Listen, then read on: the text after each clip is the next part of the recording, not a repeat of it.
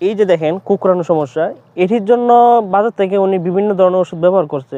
এই সমস্যাটি যখন আপনার গাছে চলে আসে তখন কিন্তু ভালো ফলন আপনার গাছে আর দিতে পারে না। আস্তে আস্তে আপনার পুরো গাছ এরকমভাবে কুকড়ে যায়। আসসালামু আলাইকুম। আজকে আমি যেখানে দাঁড়িয়ে আছি এই জায়গাটিতে কৃষক ভাই অল্প পরিমাণে হাইব্রিড মরিচ লাগিয়েছেন, তাও আবার মালচিং ব্যবহার করে। এই জায়গাটিতে কিন্তু তিনি অনেক টাকা বিক্রি করেছেন মরিচ, কিন্তু হঠাৎ করে একটি সমস্যা দেখা দেয়, সেটি হলো গাছে কুকড়ানো সমস্যা চলে আসে। এই যে দেখেন কুকড়ানো সমস্যা, এটির জন্য বাজার থেকে উনি বিভিন্ন ধরনের ওষুধ ব্যবহার করছে। এই সমস্যাটি যখন আপনার গাছে চলে আসে তখন কিন্তু ভালো ফলন আপনার গাছে আর দিতে পারে না। আস্তে আস্তে আপনার পুরো গাছ এরকমভাবে কুকড়ে যায়। এই জন্য আপনাকে ভালো মানের ওষুধ ব্যবহার করতে হবে। তার জন্য আপনি ইমিডাক্লোপিড গ্রুপের ওষুধ প্রতি 10 লিটার পানিতে 6.25 মিলি হারে মিশিয়ে পুরো গাছে ভালো করে ভিজিয়ে দিবেন।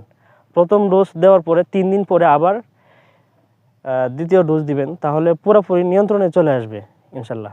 আজকে এই পর্যন্তই, কথা হবে পরবর্তী কোনো কৃষি ভিডিওতে। সে পর্যন্ত ভালো থাকবেন, সুস্থ থাকবেন। আল্লাহ হাফিজ।